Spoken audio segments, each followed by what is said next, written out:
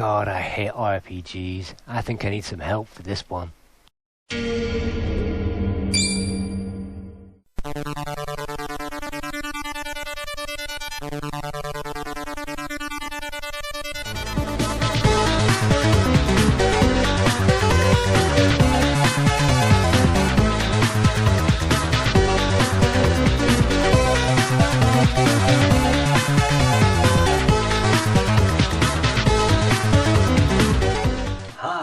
Welcome to Dan Chat number 30.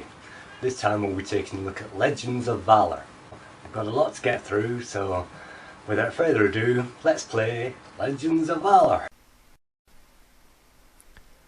So the adventure begins when you receive a letter one day from your cousin Sven, who's moved to Mitteldorf, and for some time he has been experiencing problems in this large city and has now apparently disappeared.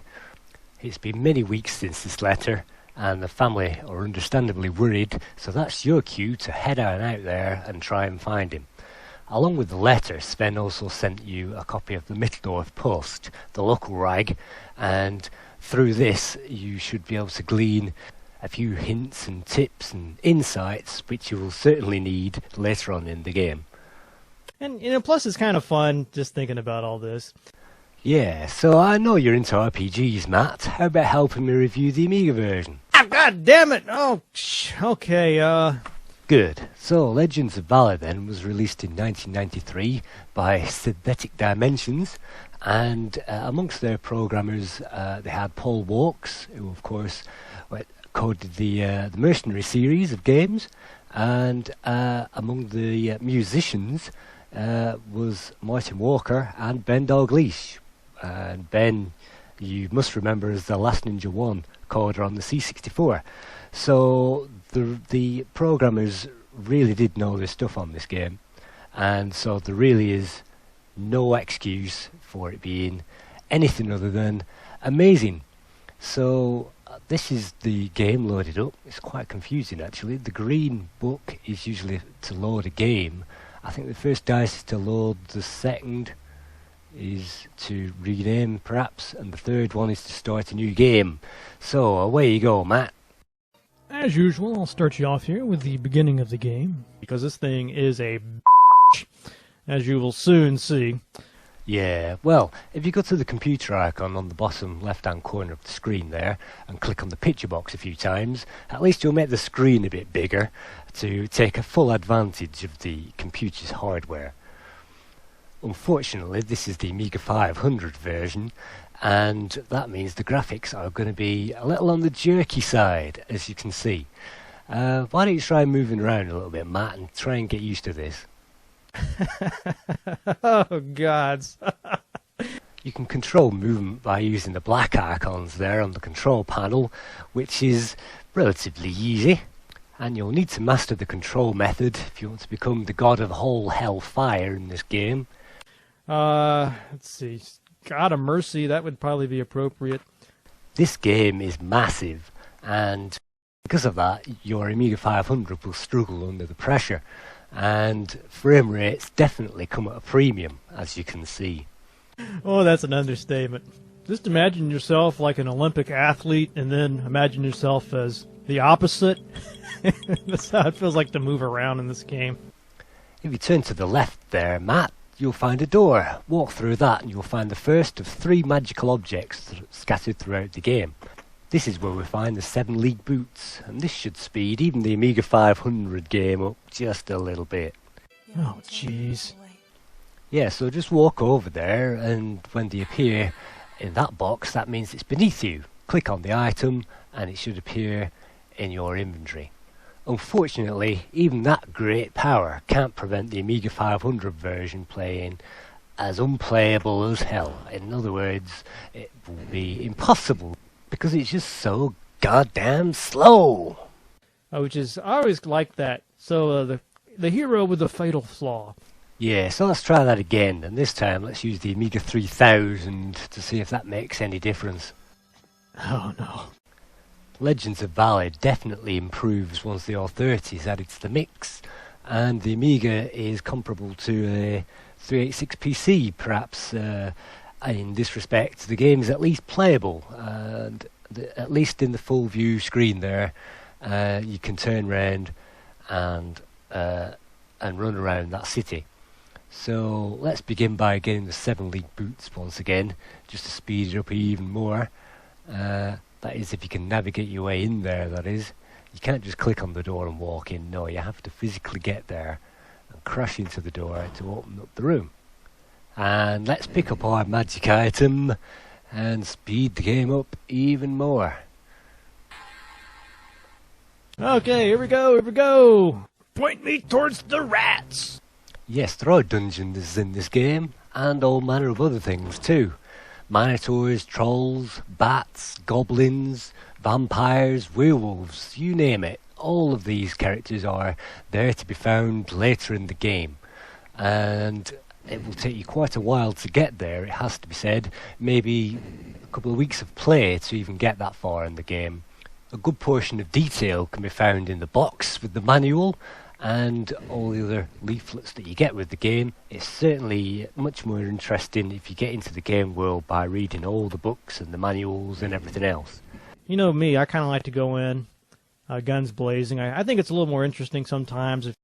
Yeah, or you could just go by trial and error, I suppose. Like clicking a random button and see what it does. Like that, perhaps. Okay, this interface is going to take some getting used to. Also in the game box, the player will find a large fold-out map, which they can fill in at their leisure. Got a map? That's pretty cool. First time I've seen that. Notable locations include the Man-at-Arms Guild over here, the Acedia Guild over there, the Loki Guild is located in that temple, and once you discover magic later on, you will teleport yourself into the main market square, which is in here, and the Hangman Bar is also on the corner of that market square. You'll definitely need to remember that.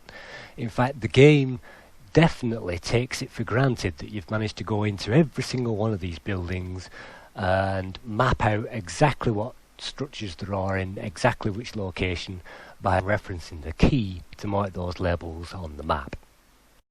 There are at least 100 buildings in this game, and the game expects you to find them all if you want to successfully accomplish trading missions, finding missions, delivery missions, and everything else you will find later on in the game, which requires the player to know where they've come from and where they're going to.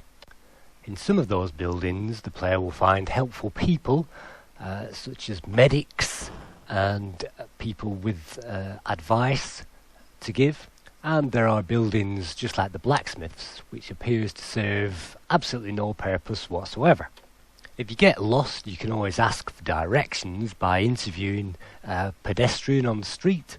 You can ask anybody an array of questions, including directions to places, the location of different things, different people, and also about their personal business as well, if you really need to know.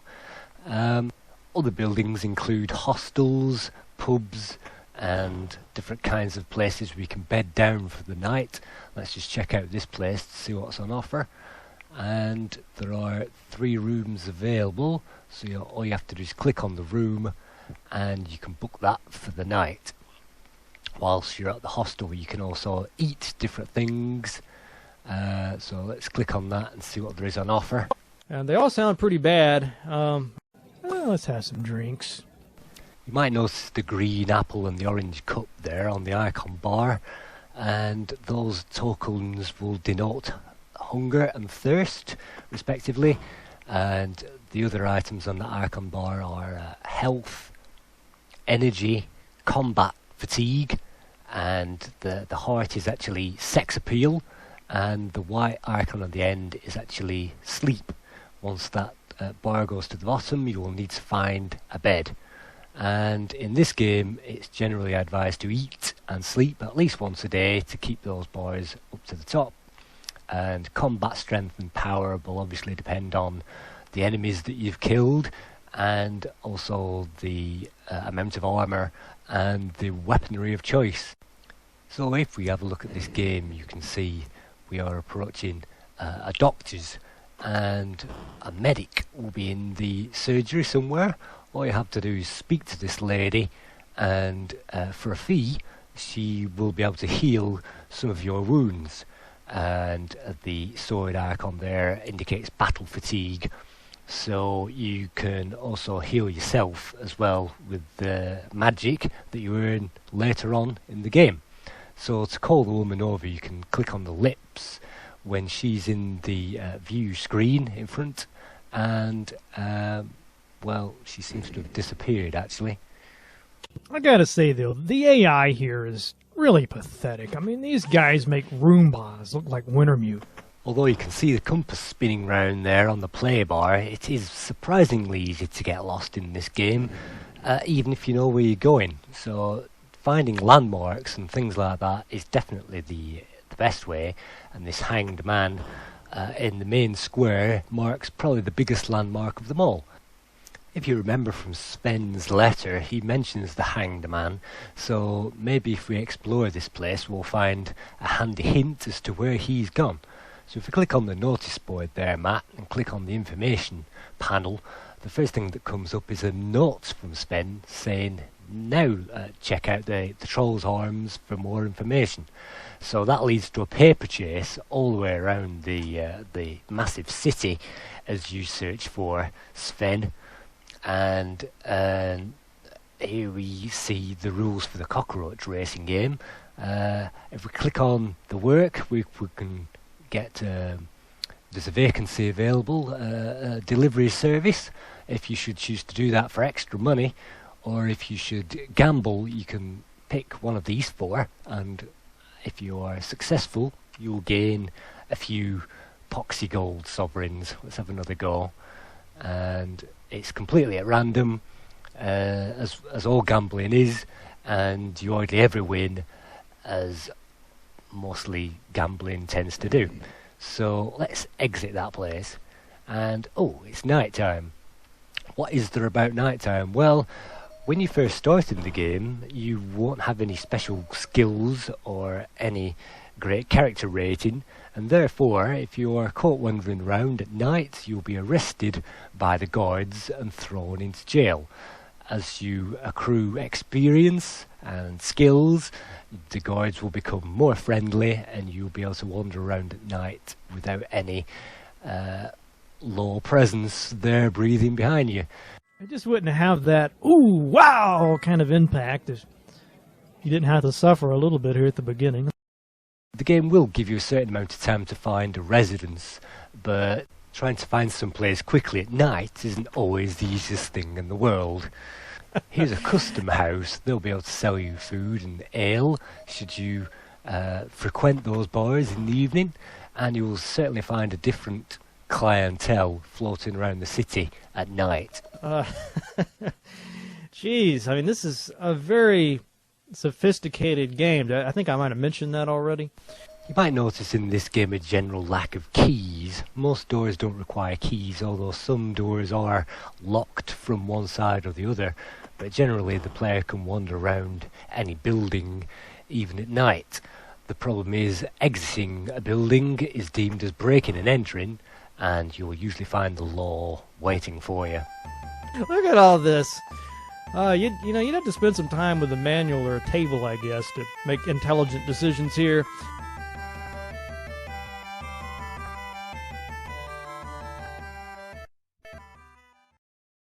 At this stage of the game you can be arrested for almost anything. You're a vagabond in this city until you hike your skills and your sex appeal up. You'll find yourself in jail for all number of reasons, and the only thing you can do is to sleep it off. If you're in jail for a full day, then sleep for 12 hours, and then you should find the door is then open for you to exit. Unfortunately, the jail dungeon can also be quite difficult to get out of, and it doesn't make it any easier with this slip-slidey door mechanism, which requires the user to really straddle doorways in an unusual manner to get them open. So here we are in the outside of the complex, and surely through that door must be the city itself. We just happened to find a casino there, so let's wander in there and see what we can do.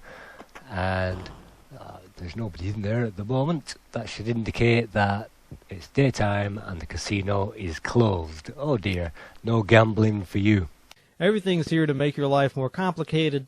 So let's try a mission in the game, shall we? Let's try and track down the Man-at-Arms Guild, and they will train us up in the art of combat, weaponry. They will increase our destructibility power, and for a small fee they will be able to enroll us in the Man-at-Arms Guild, and they will in return ask for a quest. An item must be retrieved, and in this case the first item is a gold helmet. So the Man-at-Arms Guild is to the east, on the east wall, and it's very easy to find actually, because the whole building is surrounded by a courtyard, and that courtyard is made from grey brick. So I can see exploring all the grey brick buildings there, Matt. I'll tell you when you found the right one. That's definitely not the right one. And this is fun times. This is actually the entrance gate, so with any luck, if we go north here and then veer east, and here we go, this is the gate to the Man-at-Arms Guild. Through here is the courtyard, and if you follow the bottom door, the sign will give away that you have now reached the guild building, and you can finally take on a quest. So let's wander up to the trading post and see what they have to say. If you click on the business tab, the first one at the top, that will enroll you into the Man-at-Arms Guild for a small fee, and this fee will go up and up as you climb the ranks, and if you accept the challenge you will be given the bare bones of a mission. So in this case we must find the Armory and return within 2 days. Now, even though we don't have a means to tell time in this game yet, you will get that right later on in the game. You will earn it, but you will just have to tell the days and nights and return within 2 days. So I see you are improving your skills there, Matt. Okay, there we go. A certain degree of training. You know, I suppose this gives you some bonuses. There are 5 guilds in the game. The Mercenaries Guild and the Man-at-Arms Guild are for heavy armour training. You will also find the Temple of Loki and the Temple of Acedia, which are magic guilds, and you must go there if you want to learn magical training. There is also the Set Guild, which is kind of the dark arts, and a mysterious Thieves Guild as well, which is a hidden bonus in the game. And the Thieves Guild really does take a lot of exploring to find out exactly where that is. But each of these will offer advantages and disadvantages. But one disadvantage is some guilds don't get on with other guilds, so you can't always have the ones that you wanted to go for. Now let me see if I can figure out which way to go here. The map icon in the game is pretty rudimentary, but that compares favourably to the printed map, which you should have got with the game. If you haven't got that, then I'd certainly recommend going to replacementdocs.com, and they should conjure up a new map ready for you. According to this, it's S1, and it should be in the top corner of the castle to the northeast there. So if we click that map off, all we need to do is to head northeast to head in the right direction, and easier said than done.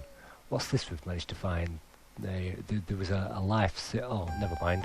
You've just been caught again, Matt. Ah, God damn it! Oh, okay. Jeez, I mean, this is a very... Yeah, it can be hard to get into, but look, just 5G must be paid. That's basically because you upgraded your character esteem in the Man-at-Arms Guild. So, no overnight stays in the cell for you.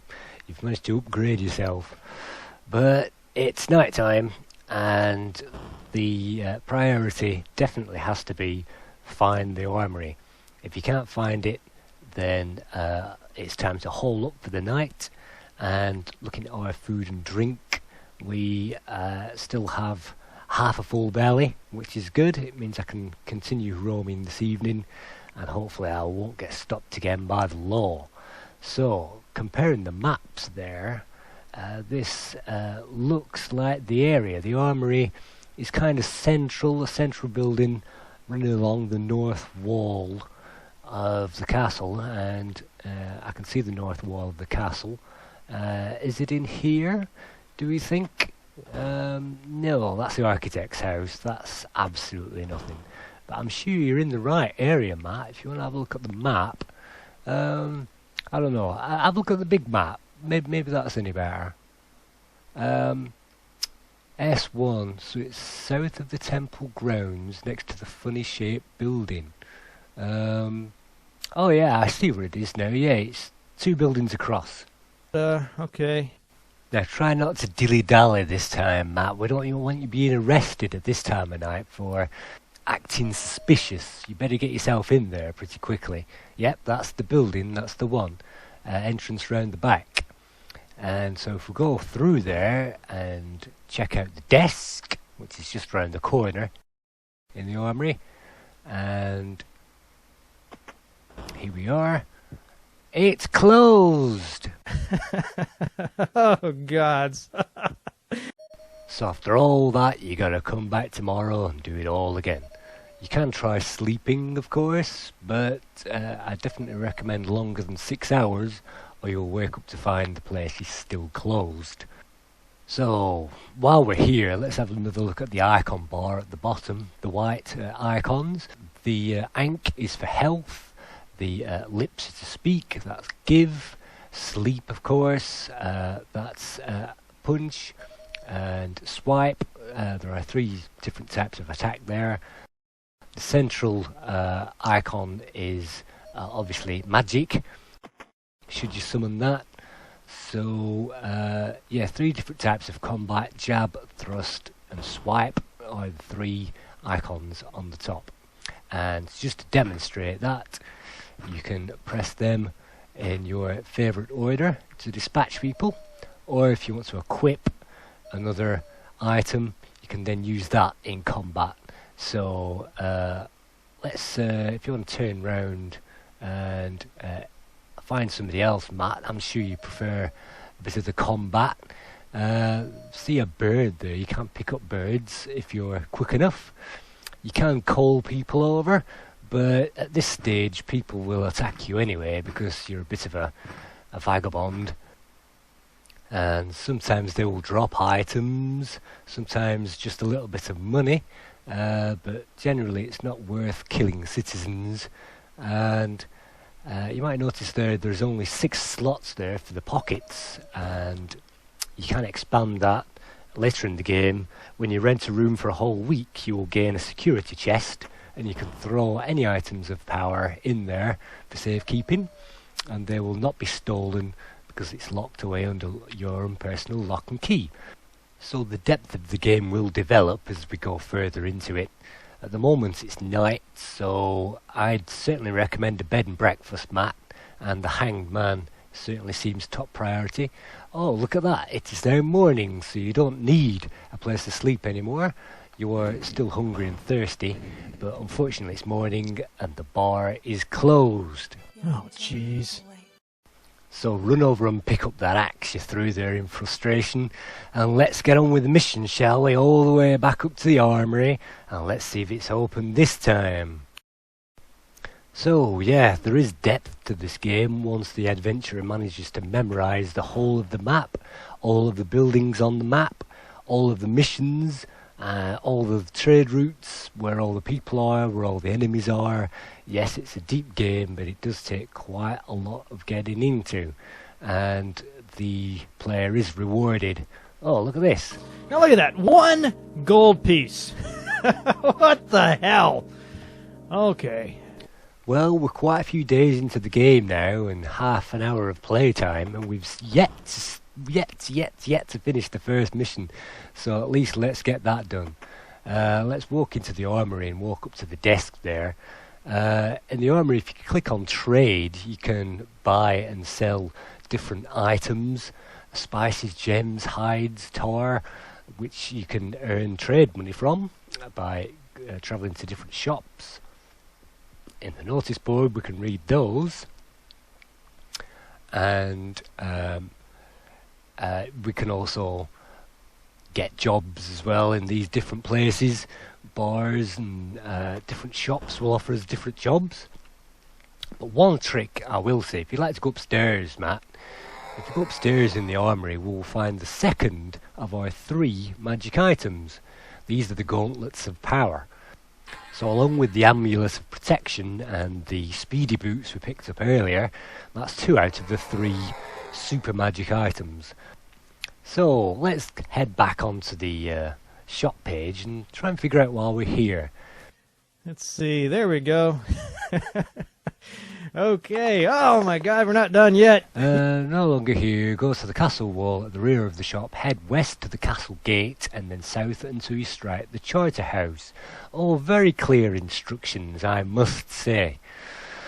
Well, I suppose we better get on with it then. It's not here. We've got the Gauntlets of Power, but the first item is still eluding us. So, what did he say? If we exit the shop, and well, if we manage to exit the shop, that's the first priority. Sometimes it isn't as easy as it should be, and then by the time we exit the shop, we've forgotten which way we're supposed to be going. Did he say east or west? Did he say north or south? I'm not sure anymore. Well, what are we looking for? We're looking for the Charter House, so I suppose we'd better take another look at the map. Here you go. So it's L21 that we are trying to find, and that's just below those big huge buildings.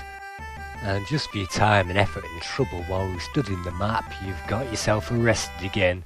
This is becoming quite a reputation you're gaining there for getting arrested, but that's where we are, and that's the building we need to find. So all we need to do is go southwest, hopefully. So at this point you might be wondering where the dungeons are, and I have to say you won't fall over the dungeons and see you've probably played this game for at least 10 hours. There are manholes scattered around the place, but they're so well hidden you wouldn't believe it.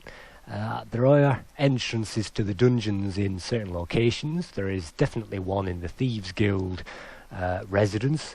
There's definitely one in the House of Loki. And there are manhole covers behind certain shops in the southwest corner of the map. But apart from that, you'll probably be sent on missions into the dungeons later in the game, and it's probably best off if you avoid the dungeons early, because there are dragons and other things in there which the missions will send you down to kill later. I've certainly run into a dragon before now and killed it, only to find out that that dragon was part of a later mission, which I then couldn't complete because I'd already killed the dragon earlier. So here we are. This is the Charter House at last, through a combination of 2 different maps and the in-game directions in the form of a poster. So somewhere in this complex there must be the item which we seek. And unfortunately for us, that task isn't made any easier by the fact that there are many rooms in the Charter House, and we may have to explore more than one to find the item. And here's the second one on the first floor. Surely it's in here. Here it is.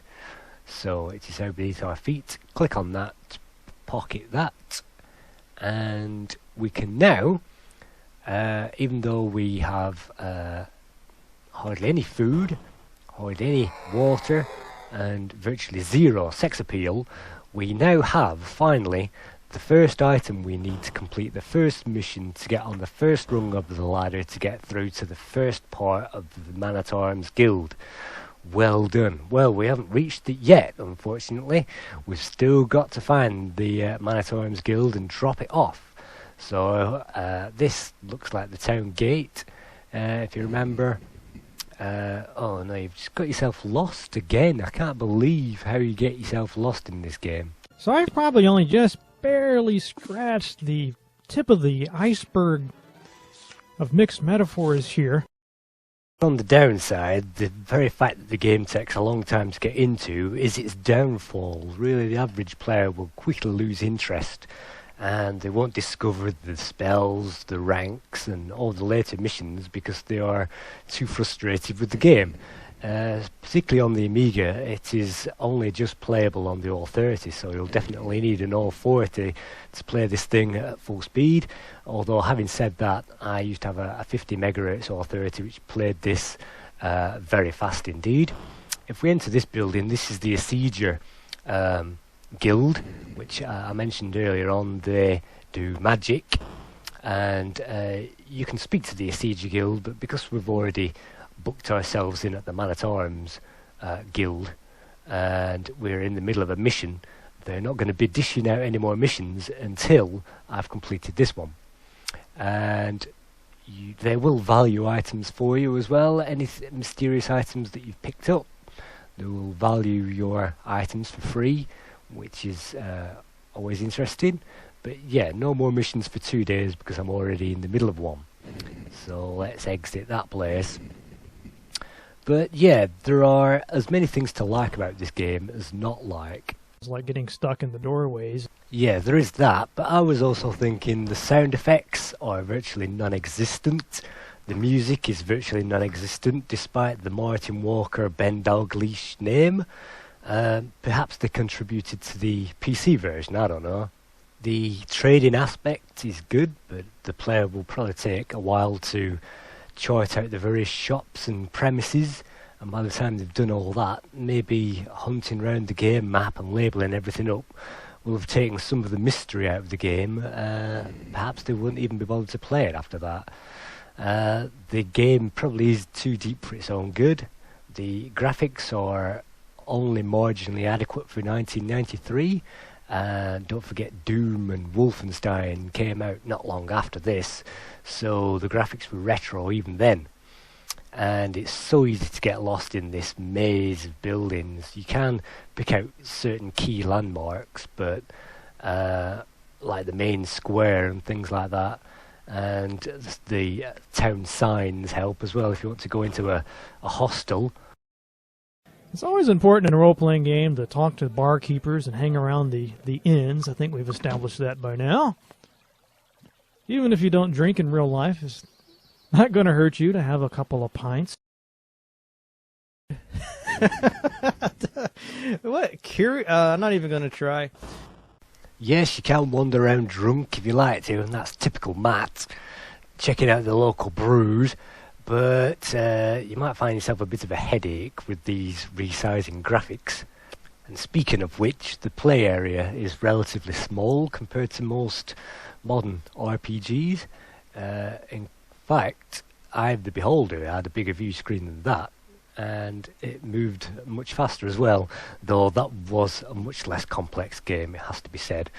So, I don't know, something about this game is great once you find out where you're going and what you're doing, but some other aspects of this game, oh god, he's actually managed to find it. He's actually drunkenly, he's managed to find the Man-at-Arms Guild with the helmet, with the very first item, to complete the very first mission. So here we go, he staggers to the thing and tries to get some business out of the guy. Unfortunately, the guy isn't having it. I'll tell you what, Matt, swap the axe over and put the helmet in your right hand. He should be able to accept it then. And click on business.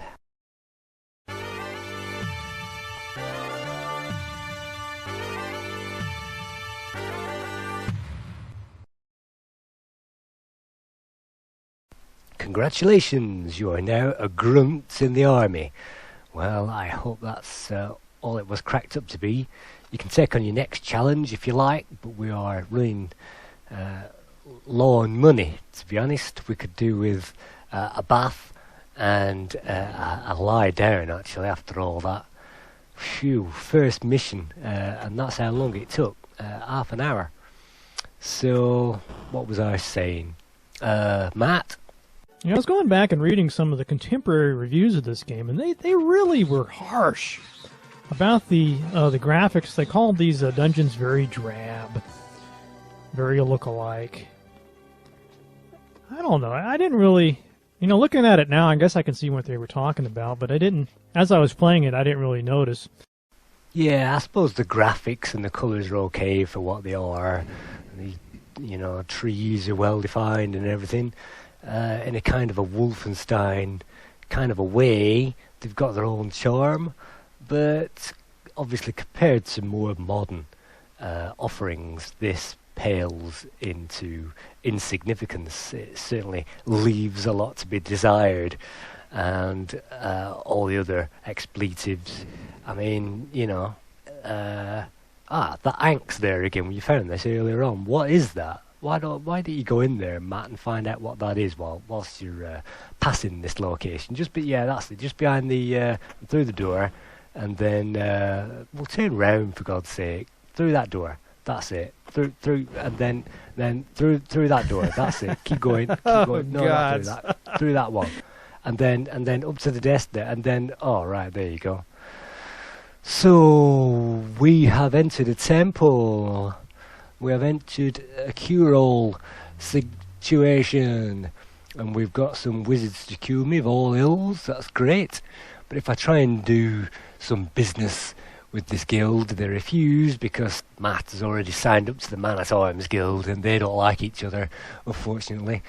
But double check to make sure you've got no ailments before you leave. And then it's night time again, so all the nasty creatures come out at night. And if we can manage to get out there, we'll take a final look at this game. So yeah, not much else I can say really, apart from damn confusing in some parts. It's damn frustrating in some parts, especially when you get caught like that again. Oh, God damn it! So yeah, the game does everything reasonably well, but it doesn't do anything especially very well. Particularly the action. The fighting is limited to 3 basic moves, and if the player clicks on the view screen with the right hand mouse button and clicks with the left, they will do a random combination of those 3 moves, which saves you even using those. So if you'd like to call over this vampire and try those skills out, which again isn't that easy, the APCs in this game are very unintelligent.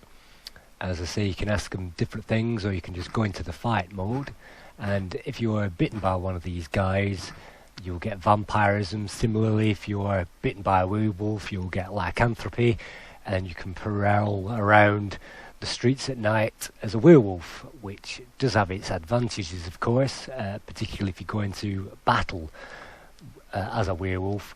You'll gain much more stamina. The problem with this game is probably size.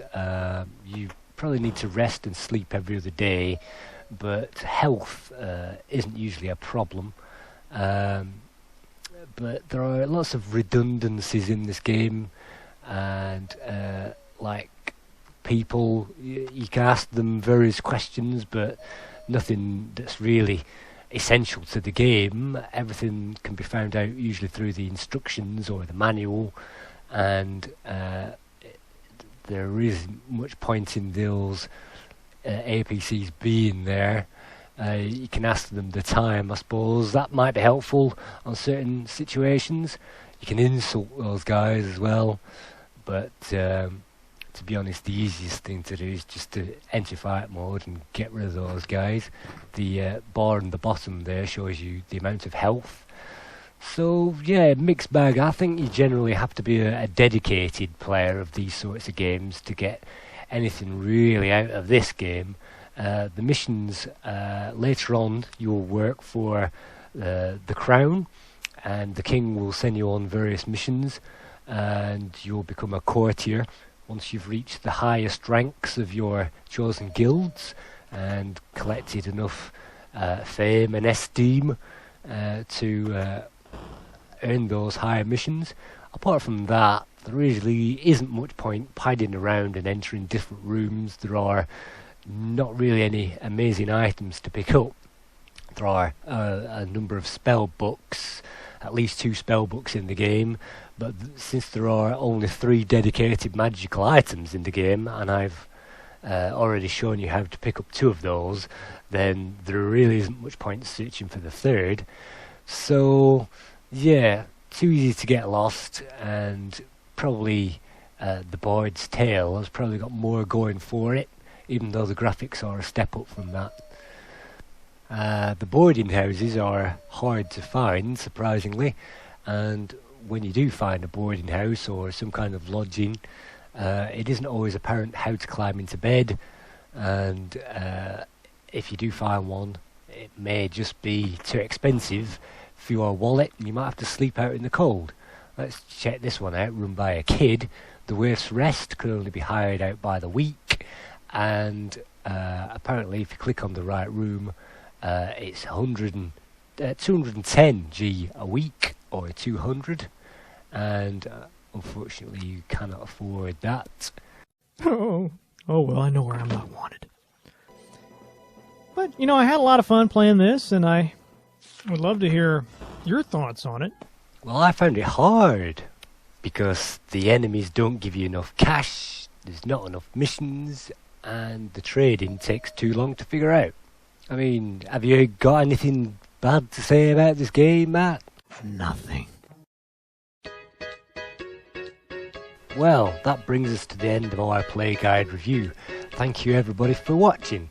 And if I could just bring up the if you'd like to donate any money to Lemon Amiga gameplay reviews, all you need to do is type this email, lifeschool@freedomnames.co.uk, into PayPal, and every cent of that money will go towards further development of my Lemon Amiga gameplay reviews.